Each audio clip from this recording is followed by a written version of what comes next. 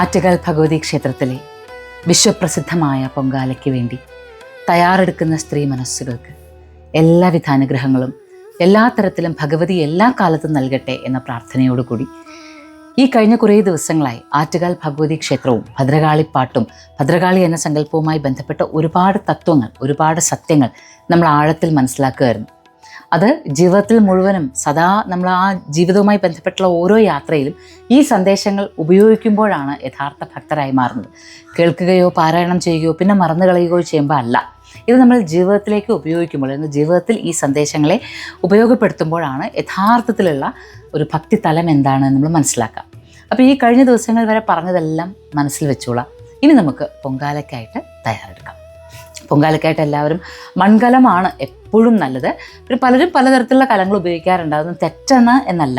പക്ഷേ മണ്ണ് എന്നുള്ള പൃഥ്വി എന്ന ഭാവത്തിന് കൂടുതൽ യോജിക്കുന്നത് മൺകലമായതുകൊണ്ടാണ് പൊങ്കാലയ്ക്ക് മൺകലം. മാത്രമല്ല ഇതൊരു ദ്രാവിഡ ആഘോഷമാണ്.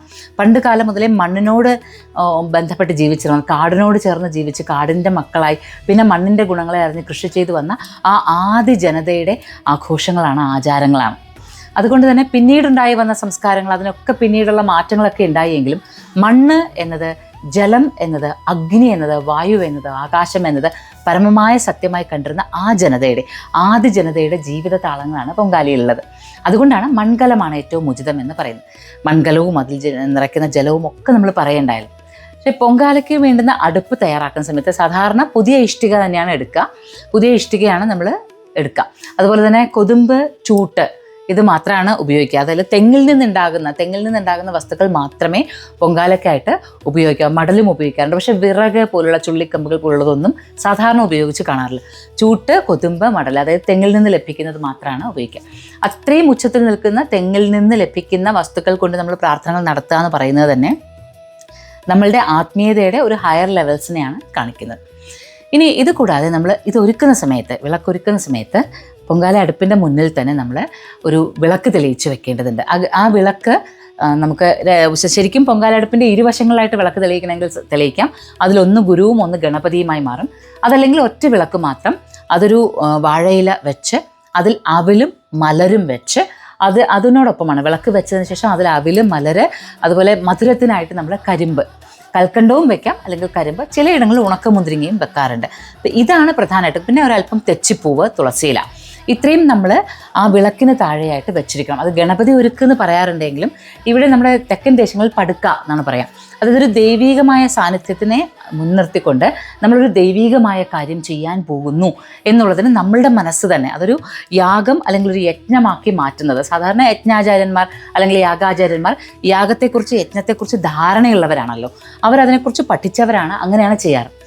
അപ്പോൾ ഇവിടെ നമ്മളിപ്പോൾ പൊങ്കാല ഇടുമ്പോൾ എല്ലാവരും ഒന്നും പഠിച്ചിട്ടുള്ളവരൊന്നും അല്ല. പരമമായിട്ടും എല്ലാവരെയും ഒരേപോലെ ഒരേ മനസ്സാക്കുന്ന ഒറ്റ കാര്യമുള്ളൂ, അമ്മയോടുള്ള ഭക്തി. ബാക്കി പലർക്കും, ചിലർക്ക് മന്ത്രങ്ങൾ കൂടുതൽ അറിയാം, ചിലർക്ക് മന്ത്രങ്ങളെ അറിയില്ല, ചിലർക്ക് പ്രാർത്ഥനകൾ, ചിലർക്ക് പലതും സാധിക്കാനുണ്ടാകും, മറ്റു ചിലർക്ക് ഒന്നുമേ സാധിക്കാനുണ്ടാവില്ല. ഇങ്ങനെ മനസ്സുകളൊക്കെ പലതാണെങ്കിലും അമ്മയിലേക്ക് എത്തുക എന്നുള്ള ഒരു ആത്മീയ അന്വേഷണം അതെല്ലാവരിലും ഉണ്ട്. അപ്പോൾ അതാണ് ഇവിടെ പ്രധാനമായിട്ട് നമ്മൾ മുന്നിൽ കാണേണ്ടത്. അതുകൊണ്ടാണ് നമ്മൾ യാഗാഗ്നി നടത്തുന്നത്. അതുകൊണ്ട് യാഗാഗ്നി അല്ലെങ്കിൽ യജ്ഞമായിട്ട് ഇതിനെ കരുതുമ്പോൾ നമുക്ക് മറ്റൊന്നും അറിയാത്തത് കൊണ്ട് ഈ ഒരുക്കി വെക്കുന്ന വിളക്കിലും അതിനോടൊപ്പം തന്നെ മലര്, അവിലൊക്കെ വെക്കുമ്പോൾ, ഈ അവില് മലരൊക്കെ വെക്കുമ്പോൾ ഉണ്ടല്ലോ, ഒന്ന് ആലോചിച്ച് നോക്കുക. പാടത്ത് കതിരെല്ലാം നെല്ലായി, നെല്ലെല്ലാം പതിരെല്ലാം മാറ്റി പിന്നീട് അരിയായി, ആ അരി കൊണ്ടാണ് നമ്മൾ പായസം ഉണ്ടാക്കുന്നത്. ആ അരി തന്നെയാണ് അവലും മലരുമാകുന്നത് പല ജീവിതഘട്ടങ്ങളിലൂടെ കടന്നു പോകുമ്പോൾ. ഇത് തന്നെ നമ്മളുടെ ഒരു സമ്മതമാണ് ഭഗവതിയോടുള്ള. അതായത് എൻ്റെ ഈ ജീവിതം, ഞാൻ എന്ത് കതിരായിരുന്ന കാലമായാലും നെല്ലായിരുന്ന കാലമായാലും അതിൽ നിന്ന് പതിരുകളെല്ലാം മാറ്റിയ കാലമായാലും ഓരോ അരിയും പിന്നീട് പരുവപ്പെട്ട അവലായും മലരായും ഒക്കെ മാറിയാലും ജീവിതത്തിൻ്റെ എന്തൊക്കെ ഭാവങ്ങൾ വന്നാലും നിന്നോടുള്ള ഭക്തി ഒരിക്കലും മാറുകയില്ല എന്നുള്ള നമ്മളുടെ ഒരു സമ്മതപത്രം എന്ന് വേണമെങ്കിൽ പറയാം. നമ്മളീ ഒരുക്കുന്ന ഒരുക്ക് അല്ലെങ്കിൽ പടുക്ക, അതിലെ അവലും മലരും അരിയുടെ തന്നെ രണ്ട് ഭാവങ്ങളാണ്. നമ്മുടെ ജീവിതവും എപ്പോഴും ഒരുപോലെ അല്ല, മാറിക്കൊണ്ടേയിരിക്കുന്നു എന്നുള്ളതിൻ്റെ സൂചനയാണ് അതിലുള്ളത്. ശർക്കര അല്ലെങ്കിൽ ആ അവിലും മലരിനോടൊപ്പം കരിമ്പ് വെക്കുന്നത് പരിശുദ്ധമായ അമൃത്, അത് നൽകുന്നത് എപ്പോഴും ഭഗവതിയാണ്. ജ്ഞാനത്തിൻ്റെ അമൃതമായാലും അതുപോലെ തന്നെ അറിവിൻ്റെ എല്ലാ തരത്തിലും ജീവിതത്തിൻ്റെ ആനന്ദമായാലും ജീവ അമൃതമായാലും പരമമായിട്ട് അമൃതിന് വേണ്ടിയിട്ടാണല്ലോ നമ്മൾ ശ്രമിച്ചുകൊണ്ടേയിരിക്കുന്നത് അല്ലേ. ആ അമൃതഭാവത്തെയാണ് നമ്മൾ കരിമ്പ് കൊണ്ട് അല്ലെങ്കിൽ കൽക്കണ്ടം കൊണ്ട്, മുൻപ് കാലത്ത് കരിമ്പ് തന്നെ വെക്കലുള്ളൂ, പിന്നെ കരിമ്പ് കിട്ടാതെ വരിക അങ്ങനെയൊക്കെ വരുമ്പോൾ കൽക്കണ്ടം, മധുരം എന്നുദ്ദേശിച്ചുകൊണ്ട് അപ്പോൾ കരിമ്പ് കിട്ടിയാൽ കരിമ്പ് തന്നെ ഉപയോഗിക്കാം. പിന്നെ തെച്ചിപ്പൂവും തുളസിയിലയും. തെച്ചിപ്പൂവ് എന്ന് പറയുന്നത് ഭഗവതി തന്നെ, പ്രസാദാത്മക ഭാവത്തിൽ ഭഗവതി തന്നെയാണ്. കാരണം കാടാമ്പുഴ ഉൾപ്പെടെയുള്ള ക്ഷേത്രങ്ങളിൽ ഭദ്രകാളിക്ക് പ്രിയപ്പെട്ട പൂവാണ് തെച്ചിപ്പൂവ്. പിന്നെ അതിൽ നമ്മൾ തുളസിയില കൂടി കൊണ്ടുവരുമ്പോൾ നമ്മളുടെ തപസ്സിൻ്റെ പരിശുദ്ധിയുടെ ലക്ഷണമാണ് തുളസിയില, വൈഷ്ണവ സാന്നിധ്യം. അപ്പോൾ എല്ലാം ഒത്തുചേരുന്ന ആ ഒരു ഭാവത്തെയാണ് നമ്മളവിടെ കൊണ്ടുവരുന്നത്. അപ്പോൾ ഇതെല്ലാം വെക്കുന്നതിന് എങ്ങനെ വെക്കണം, ഏത് നിൽക്കണം ഒന്നും നമ്മൾ നോക്കേണ്ടതില്ല. നമ്മൾ ആ തൂശനിലയാണ് വെക്കുക. തൂശനില എപ്പോഴും ആ ഒരു കിഴക്കോട്ട് വരത്തക്ക രീതിയിൽ വെച്ച് അതിനുള്ളിലാണ് ഇതെല്ലാം വെക്കുക. വിളക്ക് മധ്യത്തിൽ വരും. മധ്യത്തിൽ വന്നിട്ട് ഇരുവശങ്ങളിലേക്കുമാണ് തിരി വരേണ്ടത്. 5 തിരിയോ 8 തിരിയോ ഒക്കെ നമുക്ക് തെളിയിക്കാം, അതൊന്നും കുഴപ്പമില്ല. 5 അല്ലെങ്കിൽ 9 തെളിയിക്കാം, കുഴപ്പമില്ല. പക്ഷേ പ്രധാനമായിട്ട് വേണ്ടത് 2 തിരികൾ കിഴക്കോട്ടും പടിഞ്ഞാറോട്ടുമായിട്ട് ഉണ്ടായിരിക്കണം. അതാണ് പ്രധാനം. 2 തിരി എന്തായാലും ഒറ്റ തിരിയിട്ടല്ല വിളക്ക് തെളിയിക്കുക. കിഴക്കോട്ടും പടിഞ്ഞാറോട്ടും ഓരോരോ തിരിയിട്ട് വിളക്ക് തെളിയിച്ച് വെക്കണം. ഈ വിളക്ക് തെളിയിച്ച് വെച്ച് കഴിഞ്ഞാൽ ഇതിപ്പോൾ നമ്മൾ പൊങ്കാല ഇടുന്ന ആറ്റുകാൽ ഭഗവതി ക്ഷേത്രത്തിൻ്റെ ഭൂമിയിലാണ് എങ്കിലും, അതല്ല തിരുവനന്തപുരത്ത് തന്നെ കിള്ളിയാറിൻ്റെ അക്കരയിലാണ് എങ്കിലും, അതല്ല നിങ്ങളുടെ വീടുകളിൽ ഇരുന്നിട്ടാണെങ്കിലും, ഇതെല്ലാം ഈ പറയുന്ന എല്ലാം പ്രധാനപ്പെട്ട കാര്യമാണ് കേട്ടോ, ശ്രദ്ധിക്കണം. അപ്പോൾ ആദ്യം നമ്മൾ പൊങ്കാല ഒരുക്കുന്ന മൺകലം ഒരുക്കുന്നു, അടുപ്പൊരുക്കുന്നു. അതിന് നേരെ മുന്നിലായിട്ട് നമ്മളുടെ നേരെ മുന്നിലെന്ന് പറഞ്ഞാൽ ചിലപ്പോൾ ഒരു വശത്തേക്ക് മാറിയും വെക്കാറുണ്ട്, കുഴപ്പമില്ല. എങ്കിലും പൊങ്കാല സമർപ്പിക്കുന്നതിൻ്റെ നേരെ മുന്നിലായിട്ടാണ് ഈ ഒരുക്ക് അല്ലെങ്കിൽ പടുക്ക വെക്കുന്നത്. പടുക്കയിൽ വെക്കേണ്ടുന്ന സാധനങ്ങൾ പ്രധാനമായിട്ടുള്ളത് അവല്, മലര്, പഴം, കൽക്കണ്ടം, പിന്നെ തെച്ചിപ്പൂവ്, തുളസിയില. ഇത്രയും വസ്തുക്കളാണ് പ്രധാനമായിട്ട് വെക്കുക. പിന്നെ അത് കഴിഞ്ഞാൽ നമ്മൾ വിളക്ക് തെളിയിച്ച് വെക്കും. വേണമെങ്കിൽ അഗർബത്തി, ചന്ദനത്തിരി ഉപയോഗിക്കാം, വേണമെങ്കിൽ, അത് നിർബന്ധമില്ല. പിന്നെ ഒരു കിണ്ടിയിൽ ജലം വെക്കണം. ആ കിണ്ടിയുടെ വാല് വടക്കോട്ടായിരിക്കണം. വിളക്കിൻ്റെ തിരികൾ കിഴക്കോട്ടും പടിഞ്ഞാറോട്ടുമായിരിക്കണം. കിണ്ടിയുടെ വാല് വടക്കോട്ടായിരിക്കണം. ആ കിണ്ടിയിലെ ജലം വെക്കുമ്പോൾ നിങ്ങൾക്കൊരു കഷ്ണം മഞ്ഞളോ കർപ്പൂരമോ ഒരു തുളസിയിലയോ അതിലിട്ട് വെക്കാവുന്നതാണ്. കാരണം എന്ന് വെച്ചാൽ അത് വേണമെങ്കിൽ നമുക്ക് നേദ്യം നടത്തുന്ന സമയത്ത് ഭഗവതി സ്വീകരിച്ചതായി കരുതിക്കൊണ്ട് അത് തന്നെ നമുക്ക് തീർത്ഥമായിട്ട് തളിക്കാവുന്നതാണ്. അപ്പോൾ ഇതിങ്ങനെ തയ്യാറാക്കി വെച്ചുകൊണ്ട്, ഇത്രയും ഒരുക്കി വെച്ചുകൊണ്ടാണ് നമ്മൾ പൊങ്കാലയ്ക്ക് അഗ്നി ജ്വലിപ്പിക്കാൻ സമയമാകുമ്പോൾ അത് ശ്രീകോവിലിനകത്ത് ദീപം തെളിഞ്ഞു എന്ന് മനസ്സിലാക്കി കഴിഞ്ഞാൽ ആ ദീപനാളം പുറത്തേക്ക് എത്തി അത് തന്നെ പകർന്നു കിട്ടാനൊരു അവസരമുണ്ടെങ്കിൽ അത് പകർന്നു, അതായത് ഇപ്പോൾ തിരുവനന്തപുരത്ത് വന്ന് പൊങ്കാലിടുന്നവരുടെ കാര്യമാണ് പറയണത്, ആ അഗ്നിജ്വാല തന്നെ പകർന്നു കിട്ടുവാൻ നിങ്ങൾക്ക് സാധിക്കുമെങ്കിൽ അത് തന്നെ ചെയ്യാം. അതല്ല നിങ്ങളിപ്പോൾ ചെറിയ ചെറിയ ഗ്രൂപ്പായിട്ട് പലയിടത്തുമാണ് പൊങ്കാലിടുന്നതെങ്കിൽ ഭഗവതിയുടെ ചിത്രം വെച്ചിട്ട് അതിന് മുന്നിൽ ഒരു വിളക്ക് തെളിയിച്ചിട്ടുണ്ടാവുമല്ലോ, ആ വിളക്കിൽ നിന്നും തെളിയിച്ചെടുക്കാം. ആ വിളക്ക് തെളിയിക്കുന്ന സമയത്ത്, ദീപം തെളിയിക്കുന്ന സമയത്ത് ഒരു പ്രാർത്ഥന മനസ്സിൽ വെക്കണം. ആ പ്രാർത്ഥന എന്തെന്നല്ലേ? ഹേ ദീപ ദേവ രൂപസ്ത്വം കർമ്മസാക്ഷി വിഘ്നകൃത് യാവത് കർമ്മസമാപ്തിം സ്യാത് താവത് ത്വം സുസ്ഥിരോ ഭവ എന്നുള്ള ഒരു മന്ത്രം. ഈ മന്ത്രം ശ്രദ്ധിച്ചു വെച്ചോളൂ, ഇത് എഴുതി വെച്ചോളൂ. ഇത് നമ്മൾ ഭൂദീപം എന്ന് വെച്ചാൽ ദീപത്തെ നമ്മൾ സംബോധന ചെയ്യുന്നതാണ്. ദേവരൂപസ്ത്വം, നീ തന്നെ ദേവസ്വരൂപമാണെന്ന് പറയാണ്. അതുമാത്രമാണോ? നീ തന്നെയാണ് കർമ്മസാക്ഷിയും, എൻ്റെ കർമ്മങ്ങൾക്ക് സാക്ഷിയും നീ തന്നെയാണ്. വിഘ്നങ്ങളെ നീക്കുക, അതാണ് ഹ വിഘ്നകൃത്. നീ ഇനി ഉണ്ടാകാൻ പോകുന്ന വിഘ്നങ്ങളെയെല്ലാം നീ തന്നെയാണ് തീർത്തു തരേണ്ടത്. യാവത് കർമ്മസമാപ്തിം സ്യാത്, കർമ്മം പൂർത്തിയാകുന്നതുവരെ താവത് ത്വം സുസ്ഥിരോ ഭവ, നീ സ്ഥിരമായി തന്നെ ഭവിക്കുക എന്നാണ് ഈ പ്രാർത്ഥന. അതായത് ഈ കർമ്മം തീരുന്നത് വരെ ഞാൻ ഈ ദീപം തെളിയിക്കുകയാണ്, ഈ ദീപം എൻ്റെ കർമ്മസാക്ഷിയാണ്, അതിനോടൊപ്പം തന്നെ എൻ്റെ ഈ കർമ്മം പൂർത്തിയാകുന്നത് വരെ നീ സാക്ഷിയായും സുസ്ഥിരമായിട്ടും നിൽക്കുക എന്ന ഈ പ്രാർത്ഥനയോടുകൂടി നമ്മൾ ആ ദീപത്തിൽ നിന്ന് അഗ്നി ജ്വലിപ്പിച്ചെടുക്കുക. ഈ അഗ്നി ജ്വലിപ്പിച്ചെടുക്കുന്ന സമയത്ത് ഈ പ്രാർത്ഥന മനസ്സിൽ കൊണ്ടുവരിക. ഇതിപ്പോൾ ഈ പ്രാർത്ഥന ഇങ്ങനെ തന്നെ നാളെ കാണാതെ പഠിച്ച് പറയാൻ പറ്റിയില്ല എന്ന് വിചാരിക്കുക. പകരം ഇത്ര മാത്രം വിചാരിക്കുക: പ്രപഞ്ചത്തിന് മുഴുവൻ പ്രകാശമാനമാക്കുന്ന ഹേ ദീപമേ, അമ്മയുടെ ആ പ്രകാശം, ജ്ഞാനമാകുന്ന, അറിവാകുന്ന, പ്രസാദമാകുന്ന പ്രകാശമാണിതെന്ന് ഞാൻ മനസ്സിലാക്കുന്നു. ഈ പ്രകാശം ഇവിടെ എൻ്റെ കർമ്മങ്ങൾക്ക് സാക്ഷിയാകട്ടെ. ഞാൻ എത്രത്തോളം ശുദ്ധിയോടുകൂടിയുള്ള ചിന്തയോട് കൂടിയിട്ടാണ് ഇവിടെ നിൽക്കുന്നത് എന്നുള്ളതും എൻ്റെ കർമ്മങ്ങൾ എത്ര ശുദ്ധമാണ് എന്നുള്ളതും സാക്ഷിയായിരിക്കട്ടെ ഈ ദീപം. അതിനോടൊപ്പം തന്നെ ഈ ദീപത്തിൽ എല്ലാ ദൈവസങ്കല്പങ്ങളും വന്നു ചേരുന്നു എന്ന് ഞാൻ മനസ്സിലാക്കുന്നു, ഞാനത് അറിയുന്നു. ആ അറിവോട് കൂടിയിട്ടാണ് എൻ്റെ കർമ്മത്തിന് സാക്ഷിയായി ദീപത്തെ ക്ഷണിക്കുന്നത്. ഞാൻ ഈ കർമ്മം ചെയ്ത് പൂർത്തിയാക്കുവോളം നീ സുസ്ഥിരമായി നിന്നാലും എന്ന് പറഞ്ഞുകൊണ്ടാണ് വിളക്ക് തെളിയിക്കുന്നത്. അതായത് നമ്മളുടെ പടുക്ക വയ്ക്കുന്നതിലെ വിളക്ക് തെളിയിക്കുമ്പോഴും ഈ പ്രാർത്ഥന വേണം.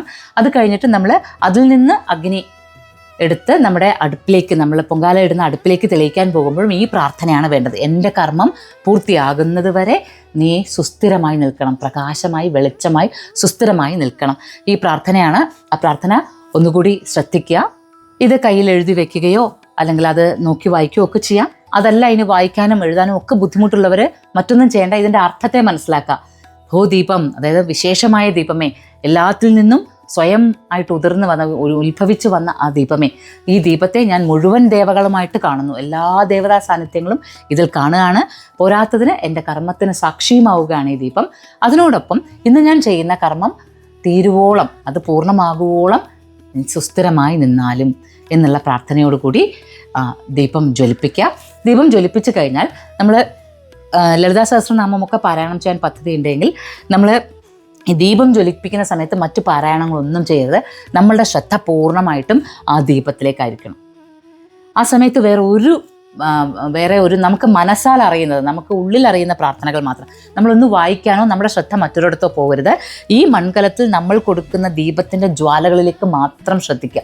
അതിൽ നിന്ന് ആ മൺകലത്തിലെ ജലം തിളച്ചു തുടങ്ങുന്ന നിമിഷം വരെ ഉള്ളിലെ പ്രാർത്ഥനകൾ വീണ്ടും വീണ്ടും വീണ്ടും പറഞ്ഞുകൊണ്ടേയിരിക്കുക. ശ്രദ്ധ മറ്റൊരിടത്തേക്കും പതറിപ്പോകാതെ അതിലേക്ക് തന്നെ ശ്രദ്ധിച്ചു കൊണ്ടേയിരിക്കുക. ആ വെള്ളം തിളച്ചു കഴിഞ്ഞാൽ അരി ഇടുന്ന സമയത്തുള്ള പ്രാർത്ഥനകൾ, അതിലെ മധുരം, ശർക്കര, നെയ്യ്, നിങ്ങൾ എങ്ങനെയാണോ പൊങ്കാല, അത് ഓരോരുത്തരുടെ ഇഷ്ടമാണ് എങ്ങനെയാണ് തയ്യാറാക്കേണ്ടതെന്ന്. അപ്പോൾ അത് തയ്യാറാക്കുന്ന ഓരോ സമയത്തും മനസ്സിലെ പ്രാർത്ഥനകൾ, അവിടെ നമ്മുടെ ശ്രദ്ധ മറ്റൊരു പാരായണത്തിലോ അല്ലെങ്കിൽ എന്തെങ്കിലും ഒന്ന് വായിക്കാനോ ഒന്നിനും പോകണ്ട.